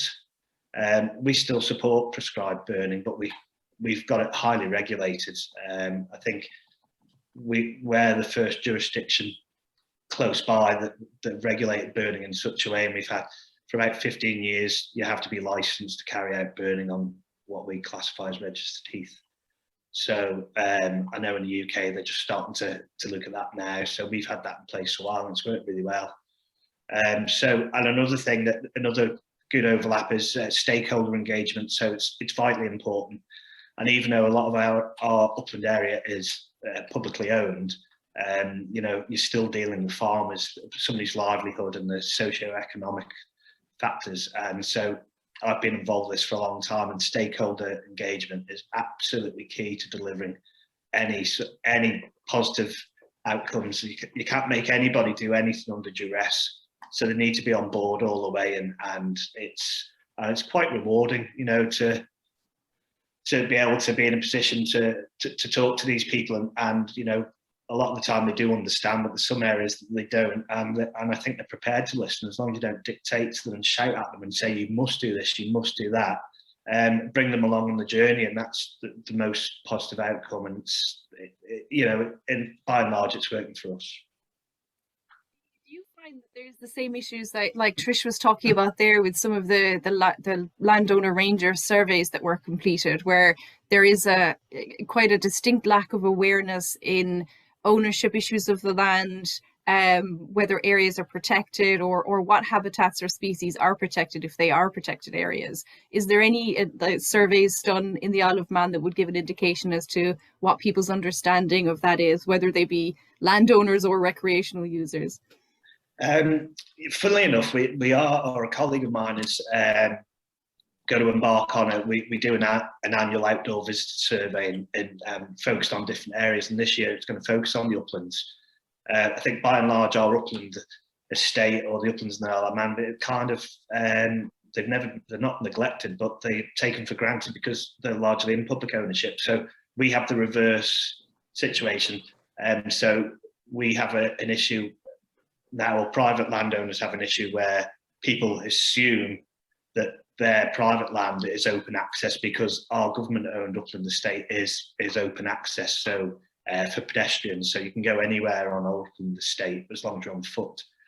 So it goes the other way around because people are used to that. They take it onto privately owned land. But I think we're in a slightly better, or not in a better position, but I think probably because of the smaller community, I think people realise that, you know, ownership to a greater extent than what the slide showed earlier.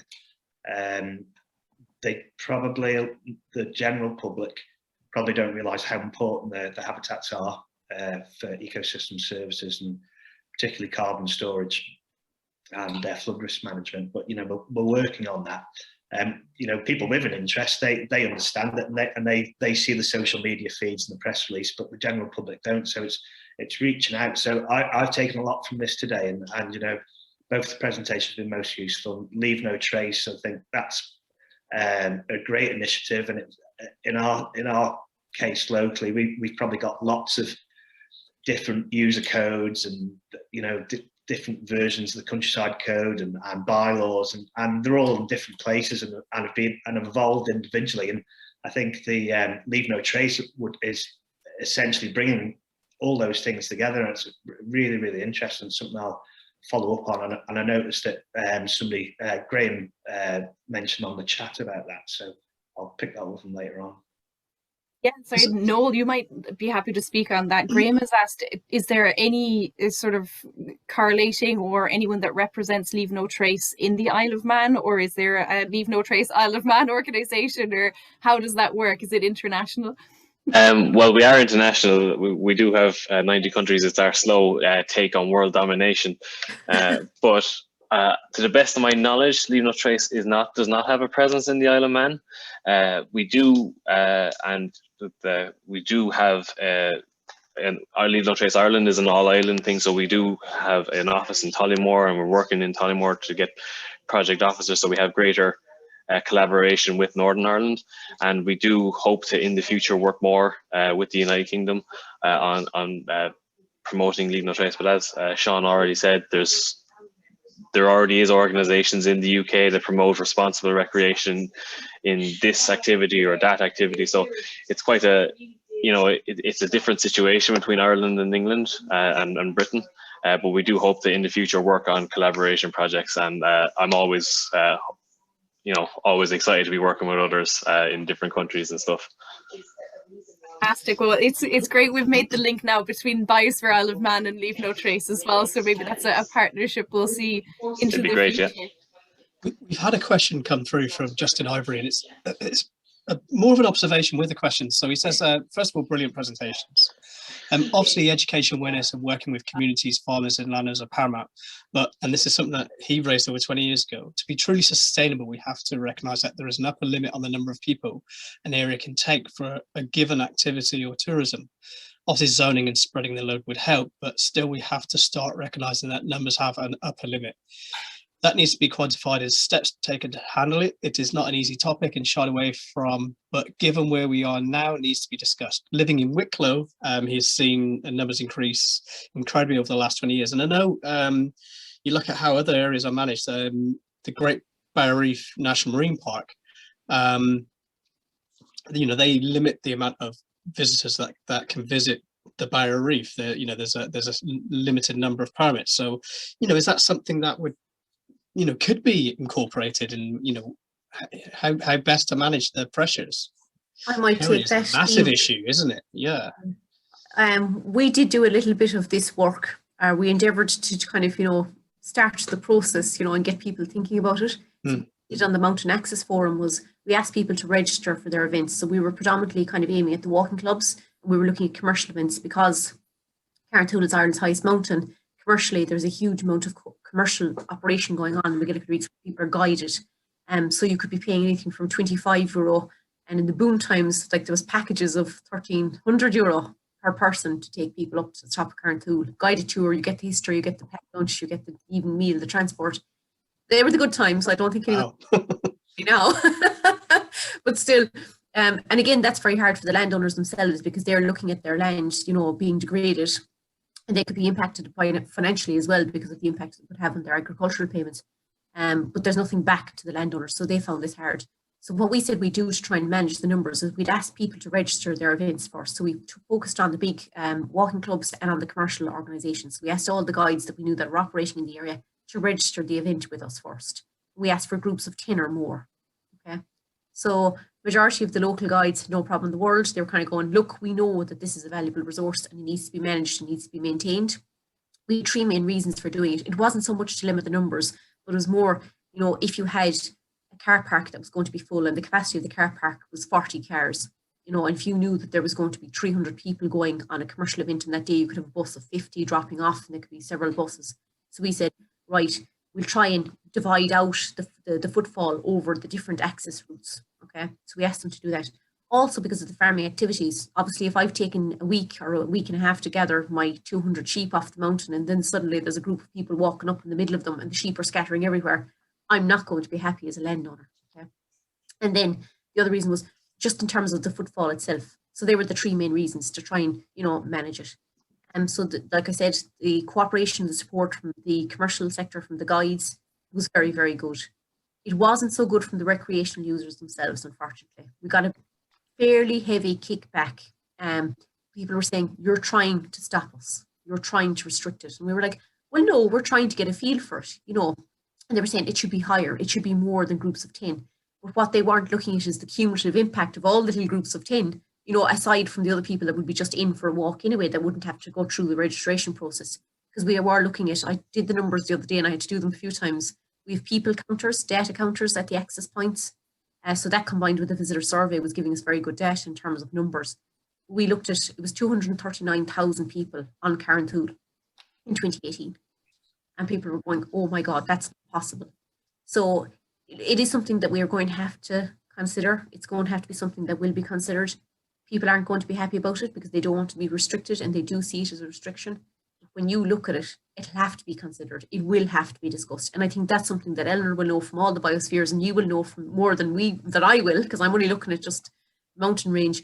But looking at all the biospheres, you do have to look at visitor management, you know, and you have to look at the long-term impact, and it's not sustainable to continue. So Justin is 100% completely right. And if anyone has any other suggestions about how we could do it, I'd love to hear about it. Well, I mean, I know, you know, with regards to the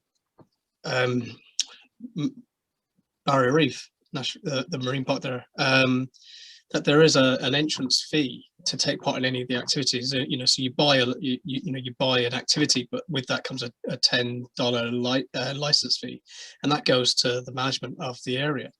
You know, if there's work that needs to be put into making it accessible and safe, then it would make sense that, you know, that there's a small contribution towards those facilities. Yeah, we did try that, Dean, as well. Not easy. We've tried a lot of things down here in Kerry. Sounds like it. Yeah, we put in so the car parks, to give you a bit of context, there's 3 main access points to Carranthool, with 4 main access points to Carranthool. One of those is privately owned, so it's Cronan's Yard. Lovely family there, John and Esther Cronin. I think everyone that has probably visited Carranthool will know John and Esther Cronin because the welcome that you get when you visit. So they have developed a car parking facilities themselves, and they have coffee rooms, and you can get your lunch there, and you can camp at their private farm, and you can have your shower and everything when you come back down off the mountain. So great facility. So that's privately owned, so we don't do anything in that regard because that's their own business. The 2 other access points, there's car parks there. The car parks were put in by the local authority. So we did suggest to the local authority that we would ask for a pay and display machine, because we said if everyone had to pay €2 to park for the day, and you have the multiplier effect, then if everybody has to pay for every car, that would be great.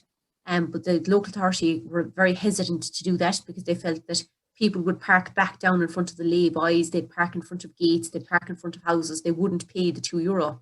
So they said, put in a contribution box, a little honesty box. So guys, having emptied the honesty boxes with Eleanor, I'm afraid, you know, we wouldn't be packing the bags to go away on holidays or do any major path restoration works anytime soon. People won't pay unless they have to pay. And this goes back to then paying taxes. Private land as well would probably bring a lot of responsibility, and a lot of the onus come back on the landowners themselves. So this is our very big challenge for us. So it's something that we have tried, but I suppose, like Sean said, people view these areas as almost free resources. But as we all know, guys, nothing is free. Everything needs to be managed and maintained, and that manage and maintenance comes at a cost. So that's a challenge for us. So we're going to probably revert back now to the local authority and say, we have tried for a number of years with these contribution boxes. They have failed miserably. They don't allow for the match funding that we would need to support the capital infrastructure projects. They don't have enough money to provide for the maintenance. And again, insurance is a big concern, because this is something that was been spoken about an awful lot for a number of years. We were promised an indemnity scheme by the Department of Rural and Community Development. So it would basically indemnify all landowners, okay, against claims from recreational users. Because obviously when it's not in state ownership, it's the private landowner's land. So if Noel was to go up there tomorrow morning, fall, break his leg, and he goes, well, I'm out of work, I didn't know that it was this dangerous to climb the mountain, I'm going to try and sue one of the landowners. Noel could try and sue one of the landowners. He might not be successful, but what would happen is the landowner would have to represent himself in court, and he would have court expenses and costs incurred because of that. So this is something that's sitting with the Department of Rural and Community Development now for 10 years. Since we established the forum in 2015, we've been promised that this indemnity scheme would be put in place, and we're still no closer to it. So what they've told us now, and Noel will know all of this from being a representative on Corl na Tuatha, the Countryside Council, where it gets very topical, where are we? So we said, we don't care. It does not have to be an indemnity scheme, but it needs to be some sort of an insurance scheme that covers the landowners. Because at the moment, they are the people that are losing out all the time. They have nothing to gain by people going through their land. You know, so it's challenging, Dean, but I think where our chairman says, he said they're seen as free resources, these areas. And I think the biospheres probably as a whole, people just take things for granted. You know, they never stop to think, God, am I having an impact here? You know, so yeah, that's just to give you a bit of a heads up on the other side of it that moves away a little bit from our EIP project, and it's more on the front side. Well, Trisha, we've plans with Leave No Trace to have another webinar later in the year where we're looking at the impacts on our biospheres from people visiting, and how we can work with community groups and resident associations, you know, the tiny towns groups and the like, to help promote, you know, safe visiting and effective management of these areas, because, you know, they have a vested interest and we have a vested interest. So that's something that we've got planned for late in the year. So I'm glad you mentioned that. I could talk about it forever. It's good job you jumped in there, Dean, to be honest with you. We know we need to interrupt Eleanor, okay? Can I just add my 2 pence to that as well? Yeah. I think I agree with all those comments said there. I think in my 20 odd years now as a land manager looking after sensitive habitats and the likes, I think some of the biggest challenges are managing public expectation and user conflicts. And they've always been issues, but I think they've kind of, the public kind of have a bit more of a chip on the shoulder sometimes now, because of the public goods and public money kind of scenario for subsidies being paid to farmers and through different systems. So it's actually, even though we are, you know, there's more of an interest in sensitive land and how we manage it, there's also a greater expectation of the public to have their access, and they, if they don't like the rules, they like their version of the rules better. So it's, you know, and different user groups playing off against each other. So it's not just down to erosion and disturbance. It's you know, it's people's expectations, and it's always going to be tricky. Yeah, absolutely right. And if I can just kind of again hop on what was said there, I think kind of Patricia kind of hit the nail on the head there. Is just there's such a perception of this, I have a right to access this land, and in Ireland there isn't. And that goes back to culturally, historically, the whole issue with land access in Ireland. No, it is all private land, and it's a very difficult thing, because I don't have as much experience, nowhere near as much experience as you all in managing these areas. But my research is on understanding the perceptions of people who access the outdoors, and it's very ingrained in their social identity, the need to be outdoors, but also for the landowners that, no, this is my land. I don't want this extra, like, if I allow people, or if I develop resources to allow people onto the land and they hurt themselves, does that make me liable? And it just creates this whole situation of, you know, whose fault is it, who's to blame, who's managing it. And I'm delighted, Patricia, that you're the one who does the collaboration with people, because it's a very difficult job, you know, and Leave No Trace hopes to get more involved in the future. We're working with landlord owners, because they are, and will always be the custodians of over 80% of our land. So we need to work with them and include them and protect their interests and develop resources together. Yeah, we'll be doing our collaboration project, Noel, at the end of the year, where we're going to do training with our current participants actually on Leave No Trace across private land. So that'll be very interesting to see what that draws. Thank you very much. Be great. Yeah, it's challenging, guys, but I suppose, Dean, what you hit on there too earlier, safety. So when we were doing the path restoration works on the mountain, because obviously, unfortunately, there'd be a number of fatalities would have occurred on the MacGillycuddy Reeks. So when you asked me this morning or earlier today, what it's like, you know, unfortunately, people have died on Carrantoul. You know, you're on the west coast of Ireland, the weather conditions change very, very quickly. You could have a beautiful day in Killarney, you go up Carrantoul 3 hours away, and the fog come down and you could lose your way very quickly. So unfortunately, we've seen some serious fatalities and serious injuries as well for climbing Carrantoul. So that's why we'd be constantly reinforcing the idea of leave no trace, plan ahead and prepare. But one of the things we were always very clear on, mountains are dangerous. You will never make a mountain safe. And that's something that people are kind of going, oh, so we're like, yes, the path has been put there, so you will walk on the path, but it's still a dangerous mountain. Conditions still change. So not to scare the bejesus out of everybody going up there, you can still go up there, but we wouldn't kind of say go on your Crocs, or maybe have the stag party there when you have a couple of beers at 10:30 in the morning. So these are things, guys, that I've seen in my years up there. I've seen somebody cycling from one side of the top of Carnthool down into the valley on the other side.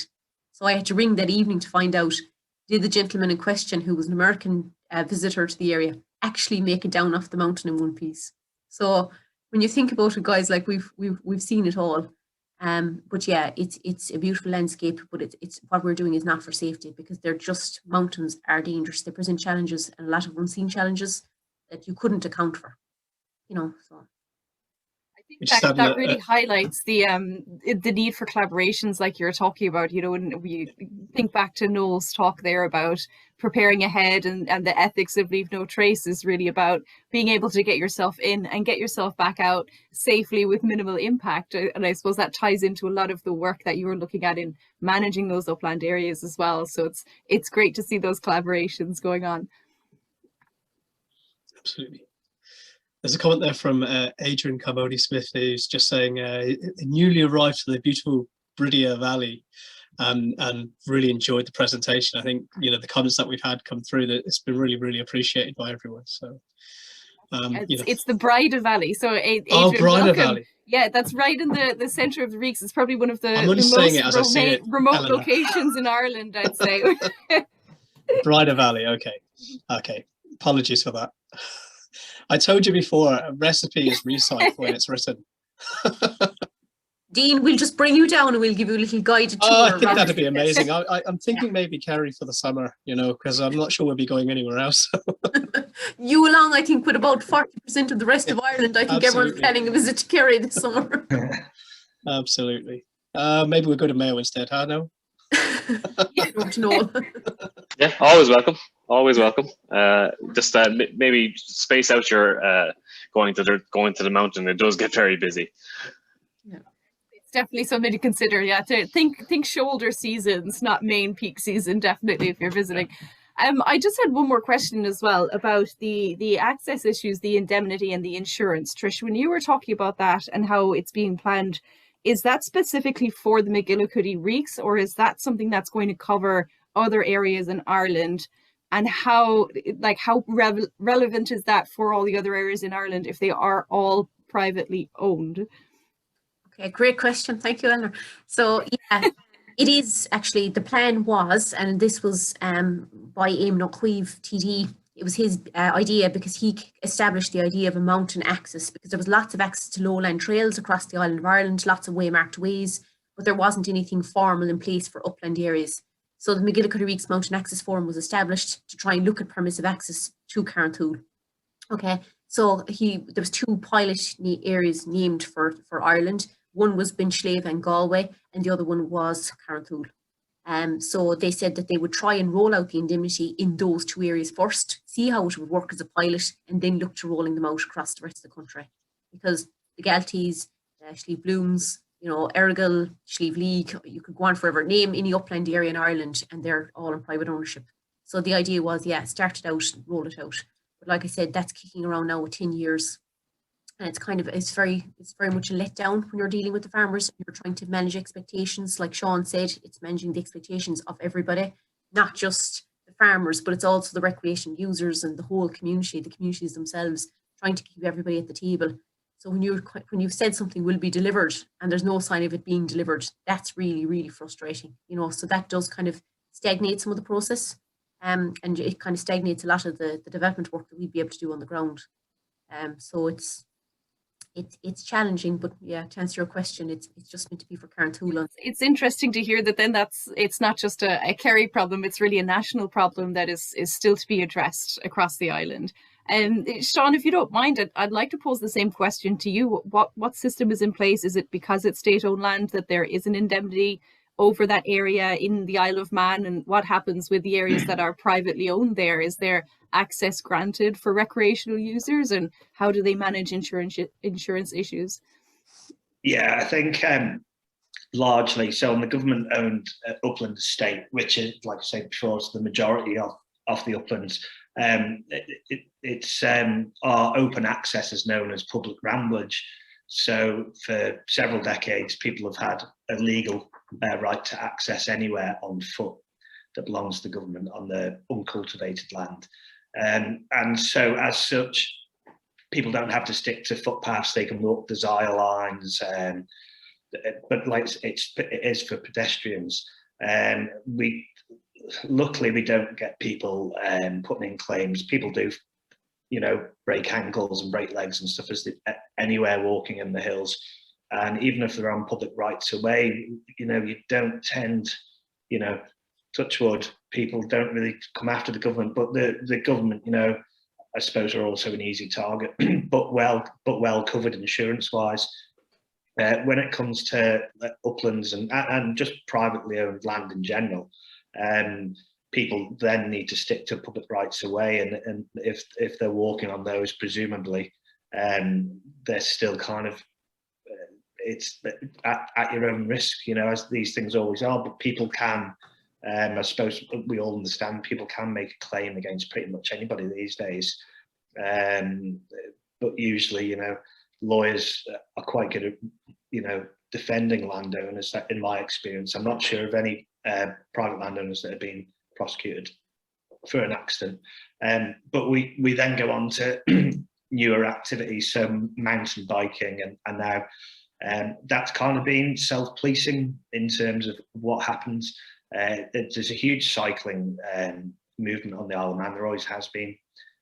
So we're now spent the last sort of 2 decades managing expectations again and restricting access for mountain bikes, but also being very supportive in less sensitive areas. So we try and channel all trail building work within plantations, ideally, because the way we look at it, man-made plantations, the habitat's already been wrecked by the placement of conifers. So we kind of point them in that direction, but there are lots of desire lines in our upland areas. So there's some legal routes, and then most of them aren't really. We kind of turn a blind eye to it. I don't know if it's the right thing or not to do.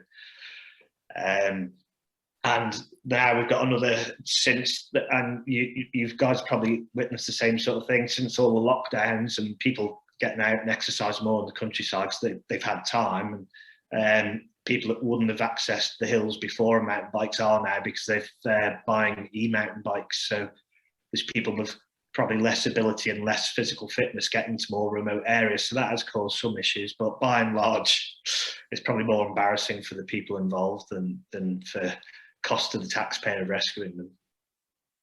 I had an image of dozens and dozens of Manx bombers, Mark Cavendish, flying around the island, but now with electric powered push bikes, just for extra boost. Yeah, I think you can tell if they're electric bikes or not when you're coming up behind them by the shape of the person, normally. But it's great.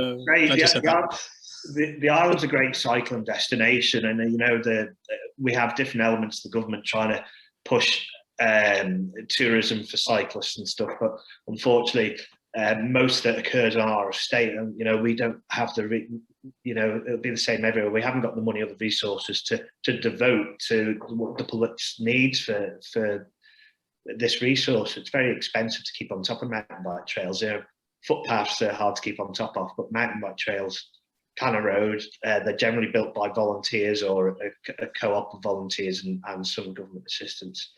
And volunteers come and go, and it's the same with footpath work as well. You know, you'll get people and they're really keen and will take a bit of ownership of a certain area or a particular trail or footpath, and then circumstances change. You know, they might, you know, have a family all of a sudden, or they've had an illness and they just disappear, and you're kind of left with somebody else's legacy. So it's just a constant battle of keeping on top of it, keeping volunteers on side, and working with them as best we can, but then trying to keep an eye on them to make sure that they're then, you know, they've made a resource, and then are they going to maintain it? So I see that's a challenge everywhere. I think with volunteers is it's a constant management, and I think it's very interesting as well to hear there's so many similarities or similarities in the issues that we're facing across the 3 different biosphere areas, even though they are very different, sort of ecologically speaking. You know, there's the human impacts tend to be quite similar, or the impact of our activities are quite similar.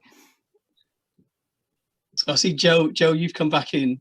Joe, you are going to be hosting the 6th in the series, is that right? That's right. Where are these months going? It's really flying by, Happy isn't year it? We're gone halfway through the year already.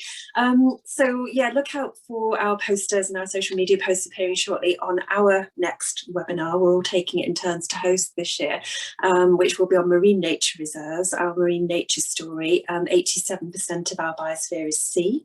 And we've got 10 marine nature reserves and quite an interesting story about the balance between man, nature, food production, leisure use, etc. And that will be on the 21st of June.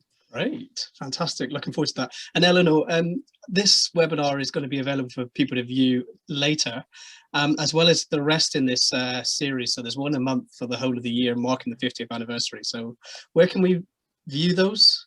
You can view them all on the Kerry YouTube channel. So if you search Kerry Biosphere on YouTube and find our channel, you'll see all of the amazing and very interesting webinars that we've hosted since January, and we'll be adding them each month. So it's usually, if you're really eager, I'm sorry, you have to wait about a day for me to get them processed and uploaded with my Kerry internet. But yeah, they're all available to view then afterwards. And we love any questions or comments coming in and continuing the discussion.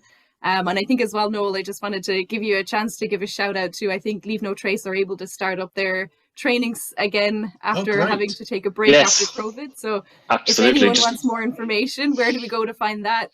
Well, just go to our website or email training at leavenotraceireland.org. Yes, we're very happy that our trainers are able to get out and about. We've been getting dozens of emails from our trainers saying, can we go yet? Can we go yet? But finally we can start going outdoors.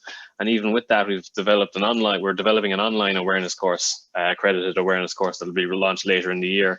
So hopefully COVID won't be an issue later in the year, but at least we'll have something prepared that we can actually deliver an awareness course online. Sign me up, absolutely. Absolutely. Great. That's brilliant. Thanks so much to our speakers today and to Sean for joining us from the Isle of Man. I think it's been a really interesting webinar with a lot of interesting topics. And I think between us, we could probably sit here all afternoon, but I know we probably all have to run and have a quick lunch break before we get on with the rest of our day. So thanks again for joining us, and look out for the advertising for our June webinar, which will be hosted by the Isle of Man and all about marine protected areas, which I'm very excited to hear about. There's a lot of discussion in Ireland about increasing our marine protected areas, so that'll be really relevant for anyone in any of our biospheres over here too.